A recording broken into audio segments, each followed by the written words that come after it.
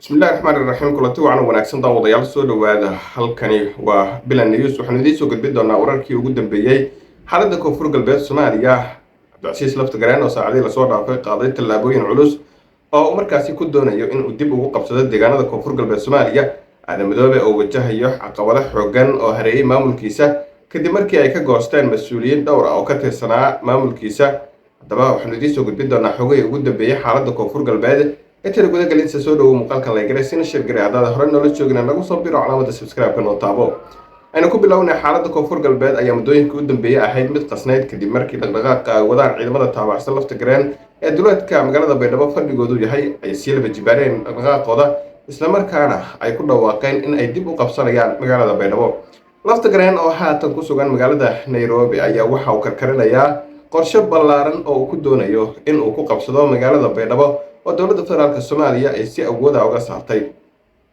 Aadan Madoobe oo dhawaan loo doortay hogaamiyaha koonfur galbeed Soomaaliya ayaa waxa haatan lagu soo warramayaa in uu wajahayo caqabado dhowr ah oo ay ka mid tahay in markaasi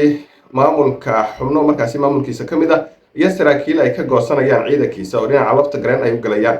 caqabada ugu weyn ayaa ah cid kasta oo tabasho ka qabta maamulkiisa in ay markaasi toos ugu biirayso dhinaca Laftagareen taasoo sii xoojinayso awoodda maamulka haatan markaasi Laftagareen hogaamiyo balse haatan dibad jooga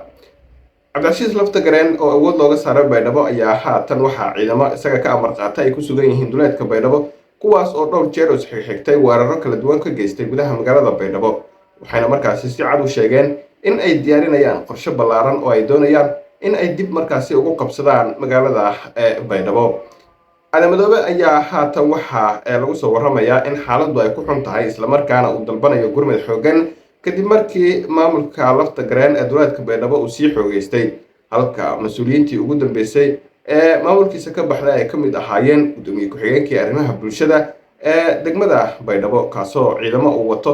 isaga iyo ciidamo uu wataba ay ku biireen safka Cabdicasiis Laftagareen ee haatan fadhigoodu yahay duleedka magaalada Baydhabo haddaad la soo gaartay muuqaalkan ku maasan tahay daawada fadlan muuqaalka la garay sina shir garay si dad badan xogteena u gaarto